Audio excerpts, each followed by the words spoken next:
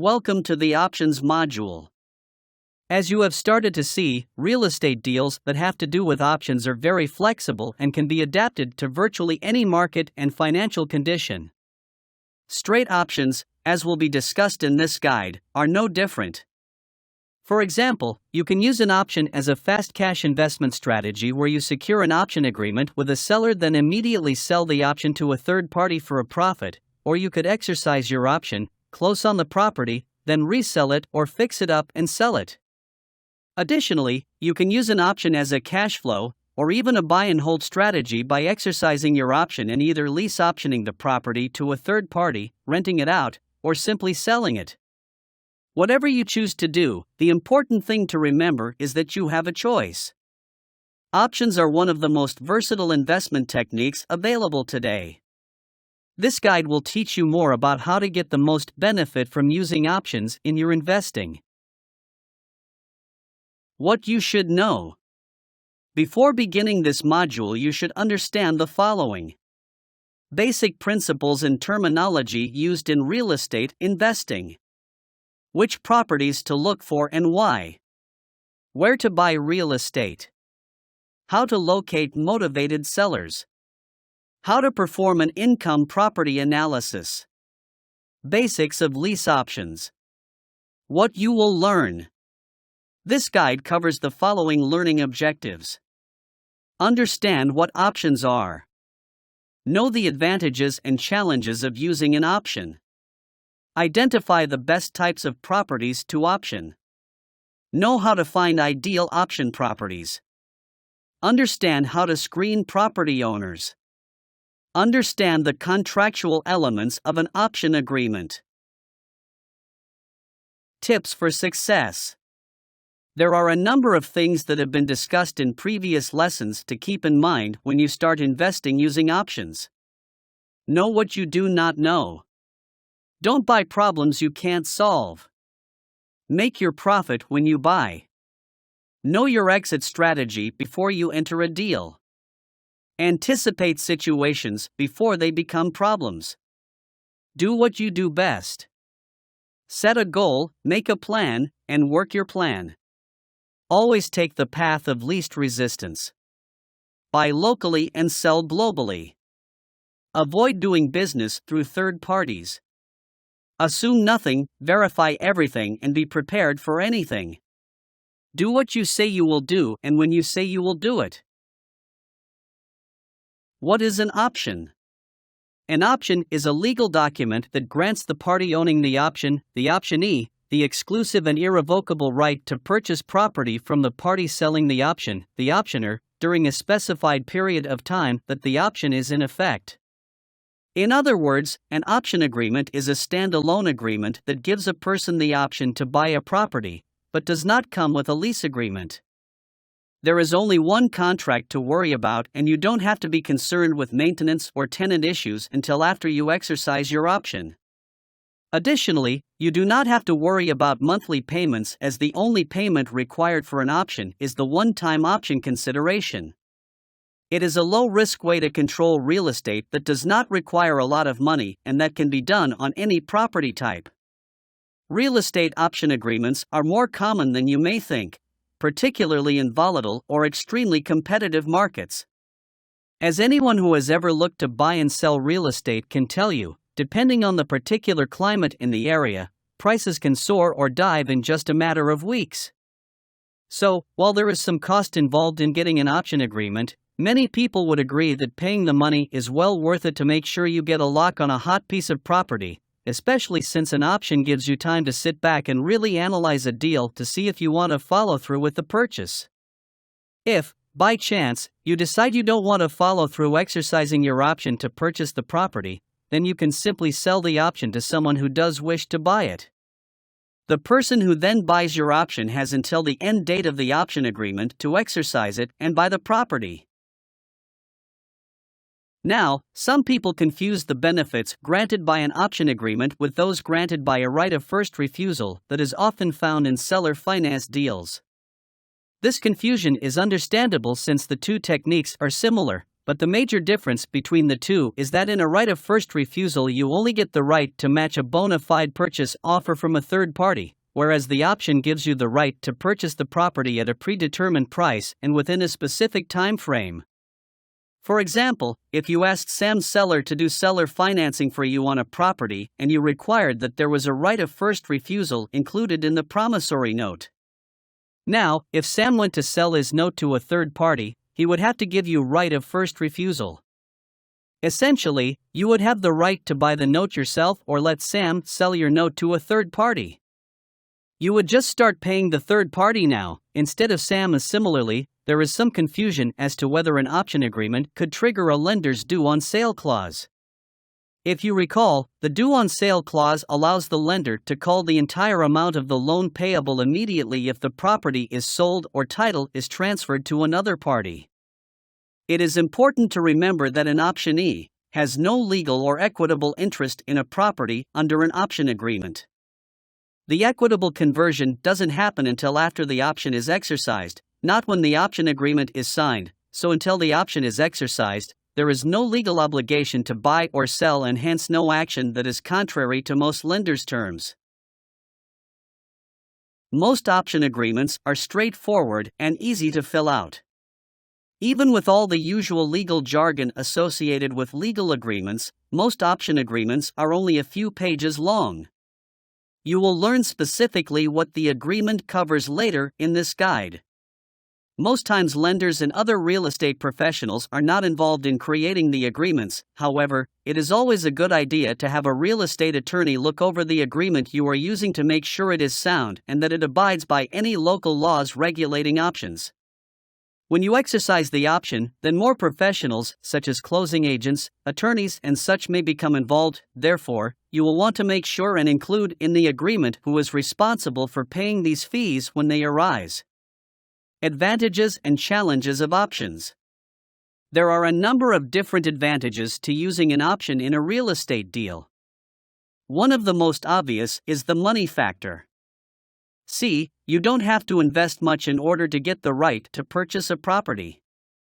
Really, the only thing you need financially is the option consideration, and since that amount is always negotiable, let your negotiating skills get you the lowest amount possible. You don't have to worry about monthly lease payments, maintenance, taxes, insurance, or potentially even any money at the end of the deal. Remember, you can sell your option to another investor. Since banks are not involved in the beginning, you can use borrowed money for the option consideration and not risk a single cent of your own. Also, this is a great strategy if your finances are struggling or if you don't have very good credit. Again, there are no banks involved, so there is no one to check your credit, and you can make money without using any of your own money, so there is no stress on your current finances. Even if you decide to exercise your option, you may not even have to cover the closing costs, as you could have negotiated the seller into paying those when you initially created the option agreement. So for a variety of financial reasons, options are advantageous. Another advantage of buying with an option is that the sales price is locked in when you sign the agreement. That means that you can watch the market trends as they near the end of the option period to see if prices are generally up or down. If they are up, you have a locked-in price that should be less than the current market prices, and if they are down, you can choose to sell your option to someone else, or just walk away. You have limited risk in an option agreement since you are not required to buy, but you may have paid a non-refundable option consideration. With some fast cash strategies, you may run into problems with title seasoning, but not with options. As you should recall, title seasoning is a rule some lenders impose that requires the title to be in one owner's name for a set period of time before they will make a new loan on the property. Some lenders require that an owner be listed on title for 90 days and others require as much as 6 months to a year. But with options, this does not apply since you are never listed on the title unless you exercise your option and buy it. So if you assign the option to buy during the option period, title seasoning is not an issue and you can walk away from the deal with some good money. With an option, you can control undervalued property that can be repackaged to add value to it and then simply sell the option for a profit. Similarly, you can control the property, repackage it, exercise your option, and then resell the property for top dollar. Either way, you get into a deal for very little and come out with cash in your pocket, and you don't even have to worry about maintenance issues or tenant issues until you own the property. Options are not without their challenges as well. The challenge that is probably the most important is to make sure the owner of the property continues to make their payments on the property so it does not go into foreclosure. This is especially true if the property owner is out of state or if the property is in need of major repairs. To help avoid any problems, you should stay in contact with the owner and verify that everything is going well as the option time progresses. However, not only do you need to ensure the mortgage payment is being made, you also need to verify that there is an active insurance policy on the property to protect it from fire, flood, or other natural disasters. Also, it is important to know the taxes are paid up to date so the property is not lost to tax foreclosure. There are also a number of other payments that come with owning a property, so it is good to periodically check to make sure there are no other liens placed against the property. You can check for this information in public records, or if you just keep in touch with the owner and make it clear that your buying is conditional to their keeping the property free of liens and potential foreclosure. Another challenge that needs to be addressed, though it is not very common, is to verify that the person with whom you are entering into the option agreement actually owns the property and has the right to sell it. You can easily verify this information from public records. If, for some reason, the person is not the legal owner, make sure and do your homework to find out what their role in the transaction is and make sure you get at least one chance to talk with the actual owner. It could be simply that the person you are working with is representing the owner, especially if the owner is out of state or disabled, but to avoid any potential problems, you need to make sure. It is in your best interest to obtain a copy of a power of attorney or other legal documents supporting their claim that they are authorized to act on the owner's behalf. Also, as you talk to the owner, try to find out why they are selling the property. There are hundreds of reasons why someone would sell, but you want to know if the owner is having extreme financial difficulties that would lead to the property being foreclosed, but also that might lead to the owner filing for bankruptcy. If they do file bankruptcy, many times the property you have under option will go with the bankruptcy and you won't have the chance to buy it. So don't hesitate to be candid with the owner in finding out their relative financial position. Other challenges options may present are that the property could have some deferred maintenance, code or zoning violations, a lack of permit for improvements, or other quality issues. Again, it's important for you to research these items so you know exactly what you're getting into before you get into it. Similarly, you may have some difficulty finding a seller who is willing to sell the property in the future while continuing to maintain payments, taxes, and etc. Not everyone will be excited to sell in a couple years, especially if they're having problems right now. Also, owners who may be willing to option a property might have a property that isn't worth optioning. It may be in a location that is depreciating, or they owe more than it would be beneficial to buy for, or some other issue that would disqualify the property. As you can see from these challenges, it's important that you do your homework and find out a lot about the property itself, the owner, and the market area before entering an option agreement. Options compared to bank loans. Most times an investor can achieve a much higher degree of leverage by using an option than by using traditional financing, say from a bank. Through the following example, note the major differences between the option and conventional financing. For this example, the subject property is a group of unimproved building lots that will be developed and built on in the near future and then sold to owner-occupants. The purchase price for the lots is $1 million.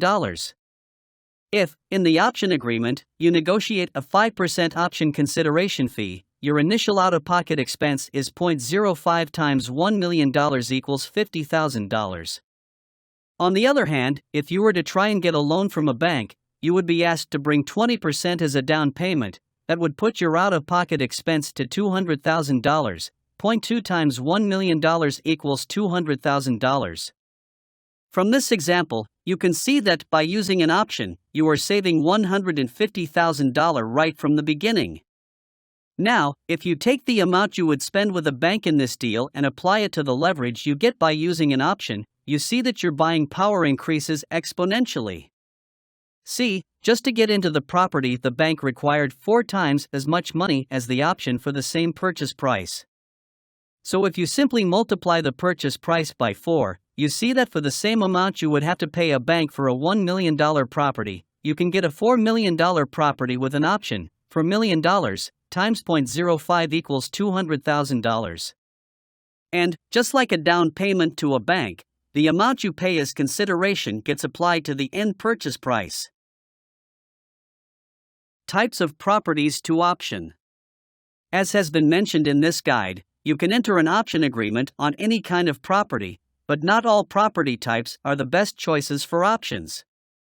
There are certain properties and characteristics of properties that have shown to be easier and more profitable to option than others. Single-family residences that have a lot of deferred maintenance or might be condemned and that are located in a commercial area that can quickly and easily be rezoned for commercial use are excellent option properties. Essentially, you are looking to buy the land in this kind of transaction, and if done properly, can result in a very good profit. Run-down or technologically obsolete commercial properties are also great option possibilities. The reason why these work so well is simply because not many traditional investors are going to be looking at them. But, by placing them under an option, you can find a builder or commercial specialist that is interested in buying the structure to renovate or bring up to modern technological standards without having to build new. If you come across small, mismanaged rental properties that still have the potential to maintain a cash flow, you should consider them for an option. Many times properties are not producing monthly income simply because the manager does not know and understand how to set up a solid lease rent agreement or select good tenants. You can take a property that is not producing money and, by simply changing the lease agreement, implement stricter tenant screening or modify some small thing with the property, convert it into a moneymaker. Similarly, if there are properties with code violations in your target area, and those code violations can easily be corrected, you should look into pursuing the property with an option. The option will give you time to ensure the code violations can be easily corrected. You can also look at properties that have bad local reputations, gang or drug activity, structural defects, or are near group homes, landfill slaughterhouses, sewage treatment plants, or other less than desirable neighboring facilities. Now with these, you need to have an extensive knowledge about your target area, because just buying one of these types of properties could turn into nothing but a stinky, drug-infested money pit. However, if you know that, say, a slaughterhouse is going to move to another location, or that the police are looking to do a neighborhood cleanup, or something similar, you can get these undesirable properties for rather cheap, then sell them for a good profit when conditions have become more desirable. You might even be able to obtain city or state grants or a tax break if you buy in these areas too. The last type of property that can be a good option possibility is land that is unimproved, but can be easily improved, and or possibly rezoned. Again, knowledge of your target area is important here, but if you know that a small local road is about to be made wider, or that there are upward trends in housing in the area, then bare land can suddenly become quite valuable. You can see that most of these candidates for options require thinking outside the proverbial box. You need to see what other investors do not see. You need to know what other investors do not know. So make sure and get some connections to city council members, people in the planning and zoning offices, and at courthouses so that you can get up-to-the-minute updates on changes to your target area. Then, just before those changes begin, go and negotiate a few options on undesirable property and watch as the property you control becomes more valuable.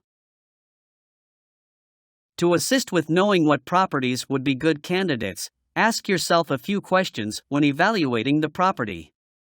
Ask, what is the most profitable use of this property?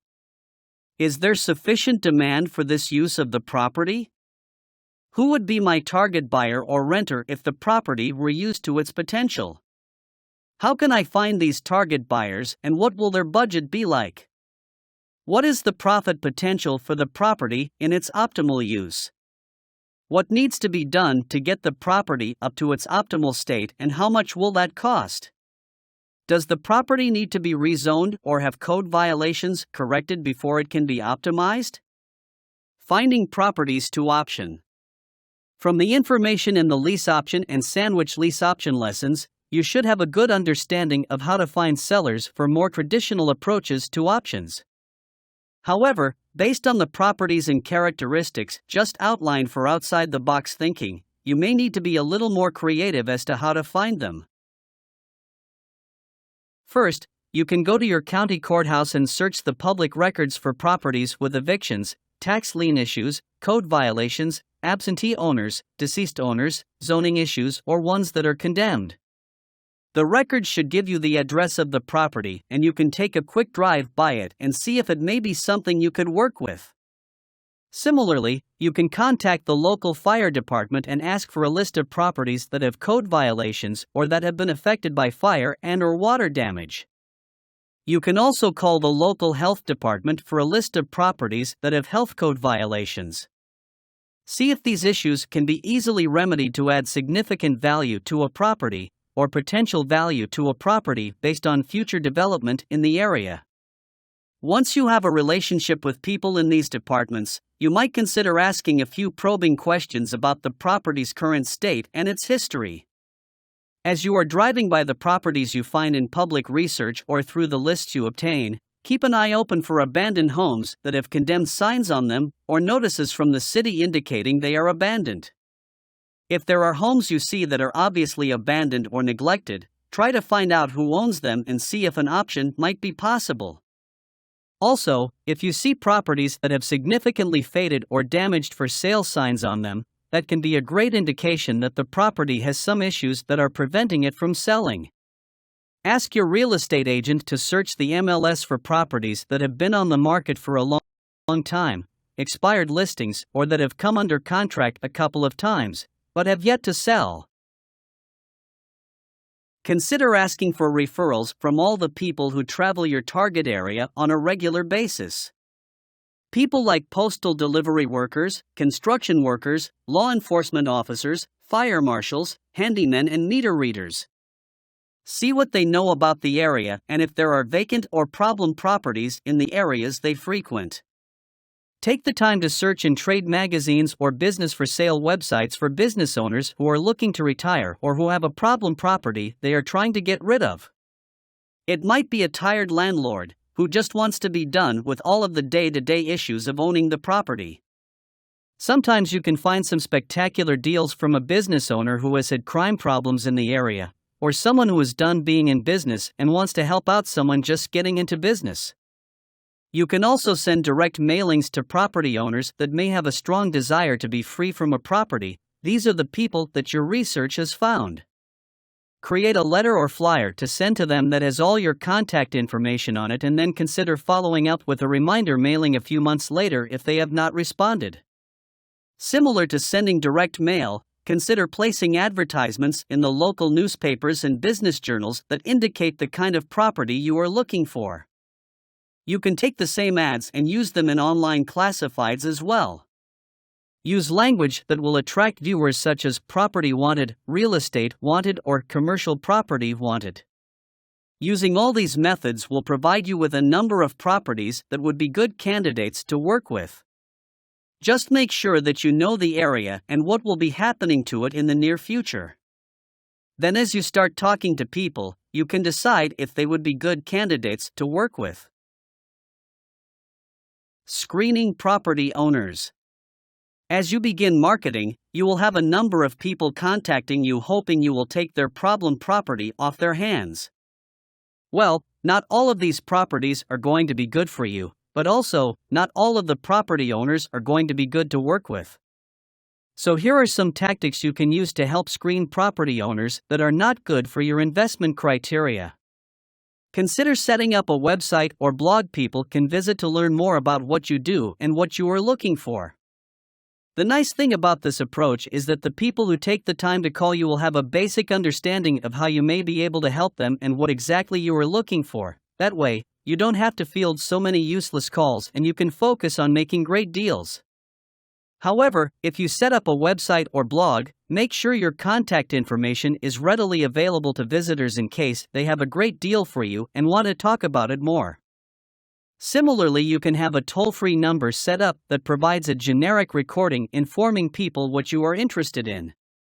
Like a website, this approach makes the information available 24 hours a day and will help lower the amount of calls you get from properties that don't fit your criteria.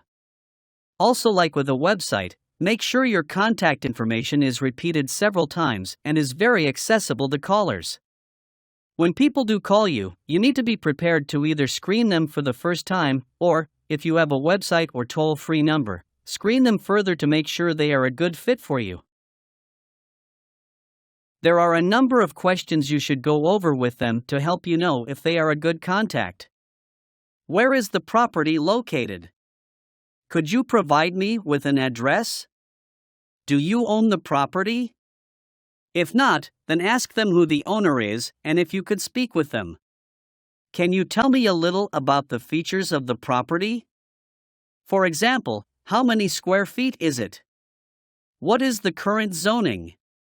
How many stories does it have? When was it built? Has it been renovated, and if so, when? Is the property currently occupied? Are there any outstanding loans on the property? If so, how many and for how much each?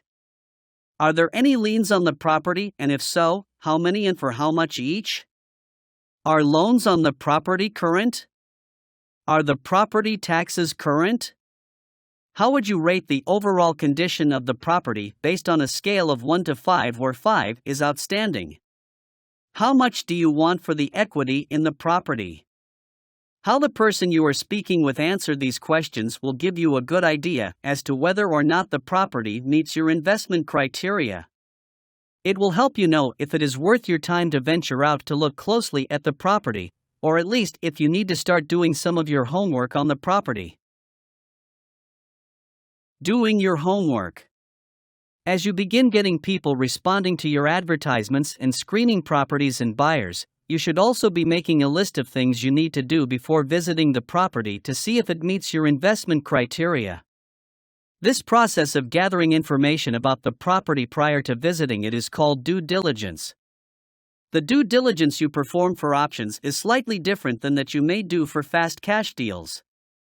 Here is a list of things you should consider doing for due diligence on each property you consider optioning.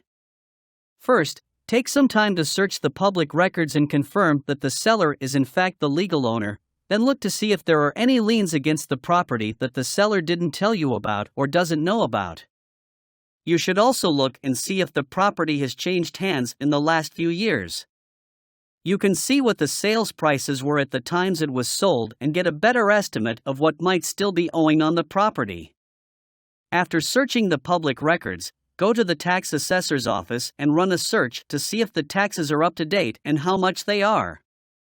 Look to see if there have been recent late payments and how late the payments were made if there are some. You could also consider going to the local law enforcement agency or online to look at the current crime rates and trends in the area.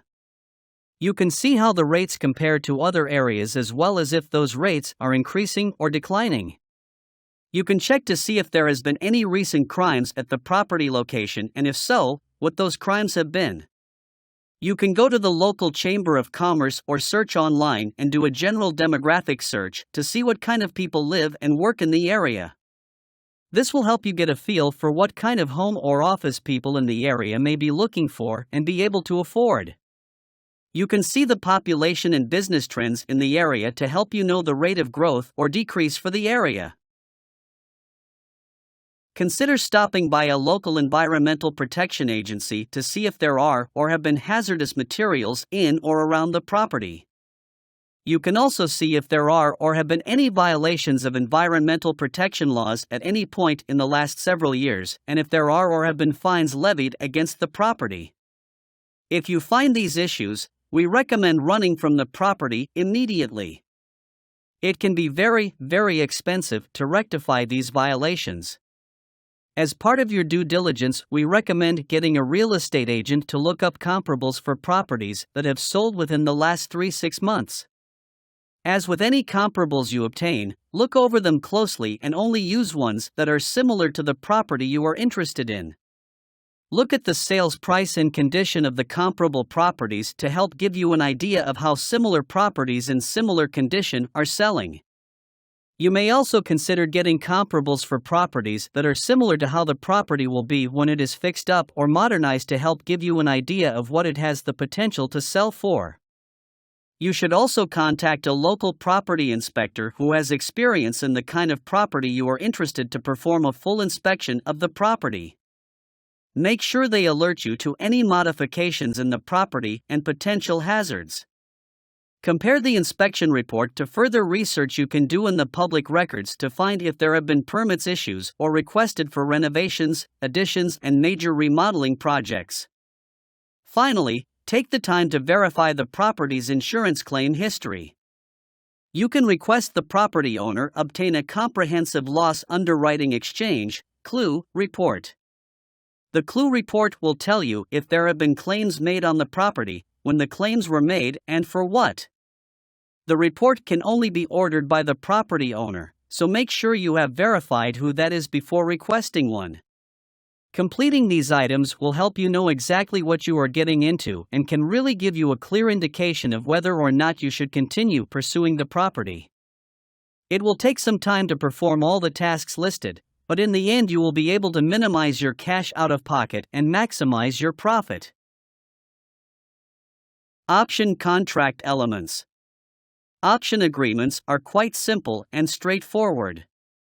In fact, they are so simple you can get a variety of different kinds simply by looking online.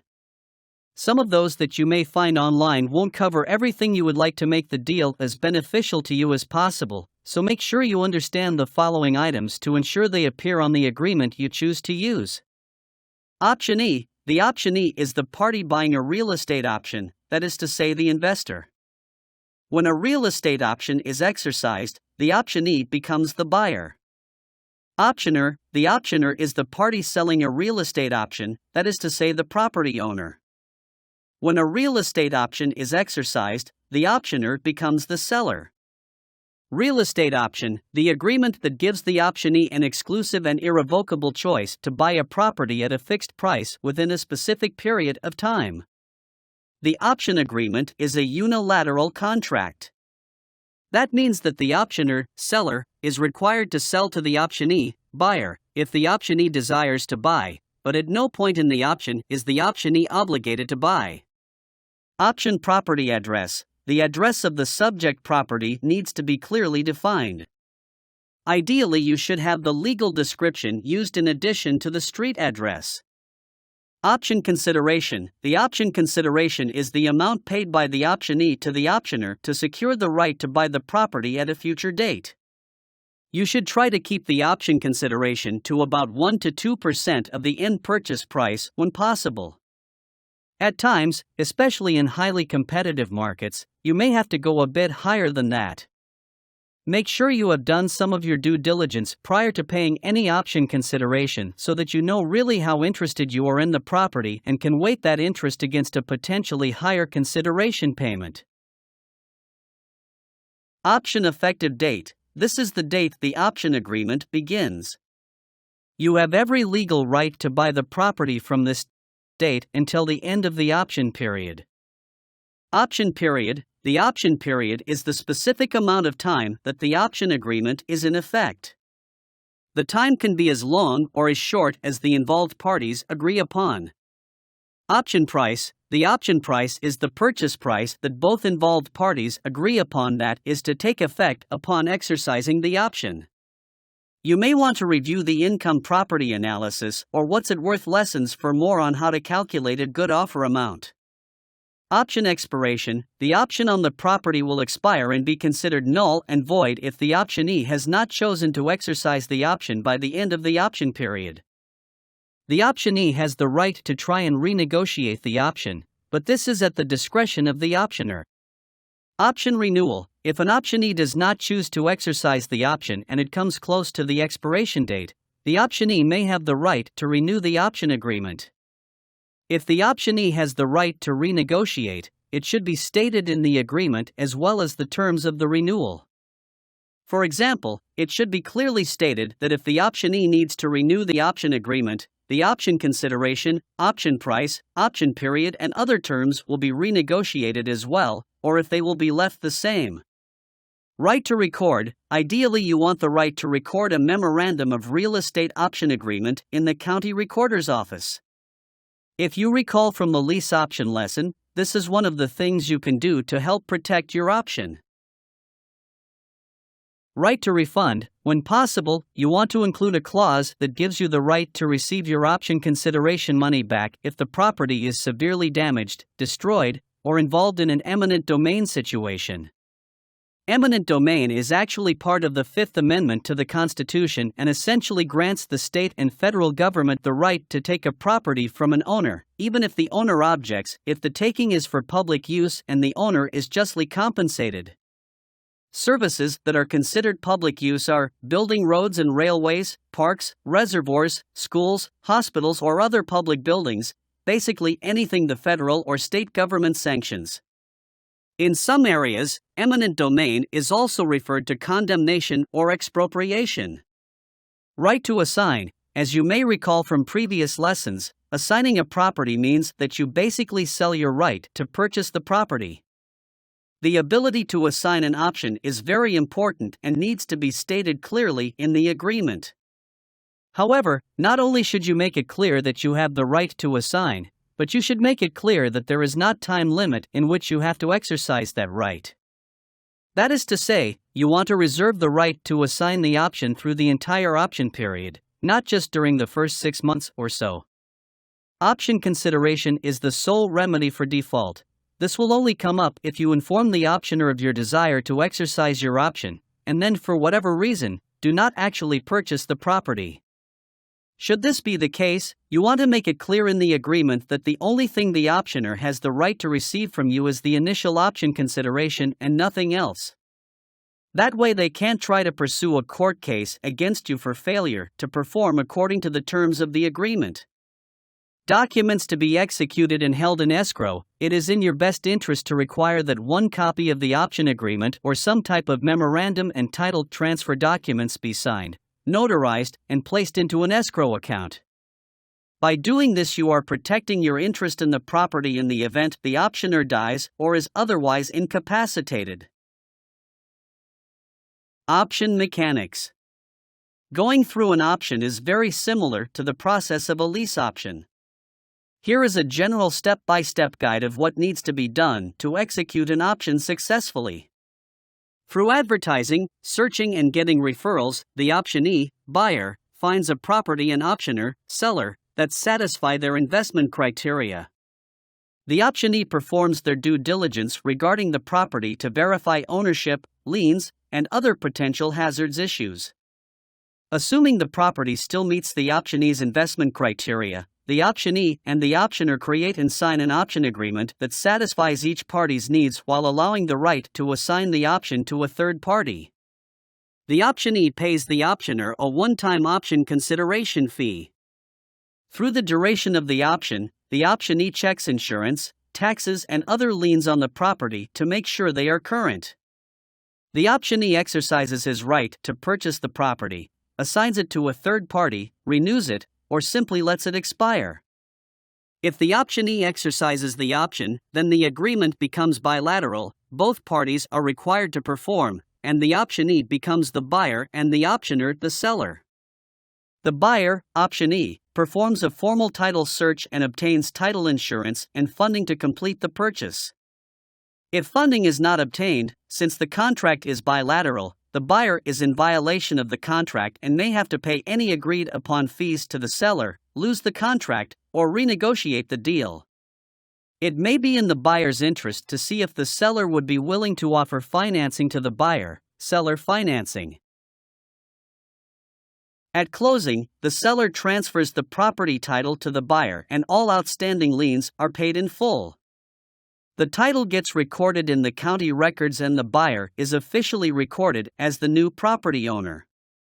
As such, the buyer must then obtain insurance and pay taxes and any other costs associated with the property. The legality of options. Real estate investing in the United States is largely regulated by a system of laws called the Uniform Commercial Code, UCC. This code of laws governs the commercial sale of goods, financial transactions, as well as defines the rights and responsibilities of each party in a commercial transaction and provides a statutory definition of commonly used business practices. Though the code may change slightly from state to state, it has been accepted in all 50 states as well as the District of Columbia and the U.S. Virgin Islands. Now, you may be wondering what this code has to do with options?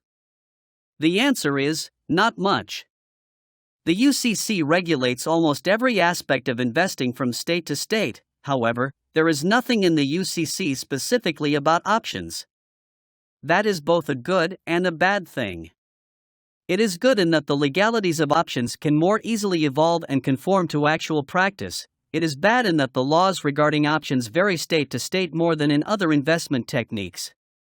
In most states, the legal status of options is defined by a combination of common and case law. That is to say, some legal issues have resulted from lawsuits or case law, and some have resulted from state government officials passing specific laws to help control the practice.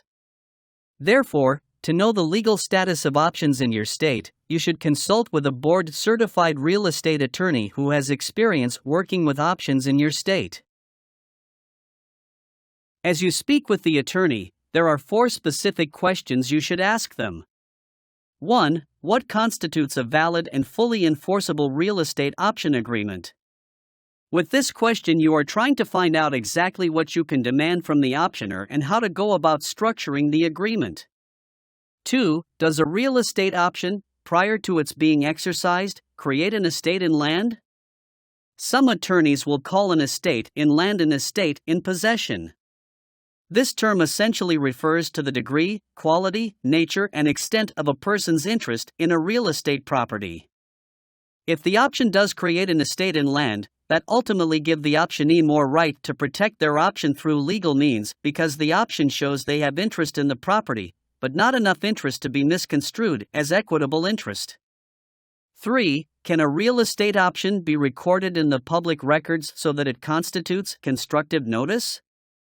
Constructive notice is a legal term that indicates a person is presumed to have knowledge of something, even if they have no actual knowledge of it. So essentially what you are asking is, if the option gets recorded, does the act of recording it legally constitute notice to the seller and other third parties? If the recording does constitute constructive notice, it can help protect your interest in the option in the event the seller tries to back out of the deal. However, if the case gets taken to court, there is a chance, albeit a small one, that the recording can be perceived as a transfer of equitable interest, thus triggering the underlying loans due on sale clause. 4. Does a real estate option violate any rule against perpetuities that the state has? With this question, you are basically finding out how flexible the state is on letting you keep the property off the common market by securing it with the option. See, common law looks down on and tries to limit the amount of time a property can be held in trust because the longer it is held, the longer it is kept from being made available to the public.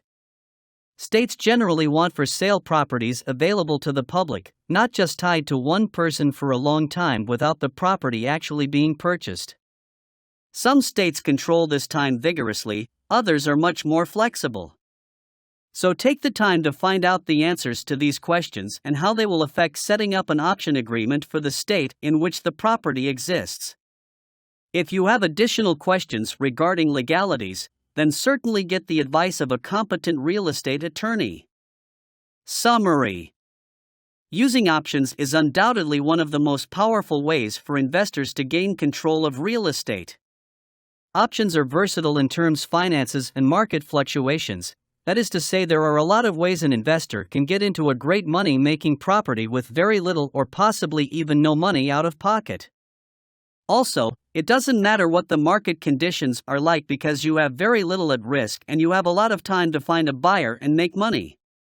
Similarly, the purchase price of an option is locked in from the beginning and will be for the entire life of the option.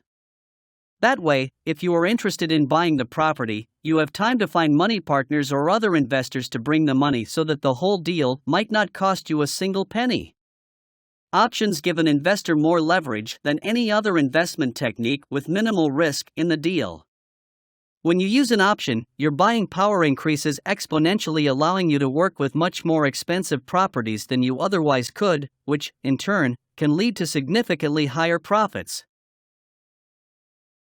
Action items. Please do, or be able to do, the following before your next lesson. Determine if options is an investing technique you would like to pursue. Identify at least 10 properties you might consider doing options on, and then, through interviewing sellers and doing due diligence, narrow your list to 5 properties. Determine your exit strategy for the options you are interested in. Evaluate, calculate, and submit at least 2 to 4 offers a week using your exit strategy as the basis for your offer amount and option consideration. Get a licensed property inspector to inspect the properties you are interested in.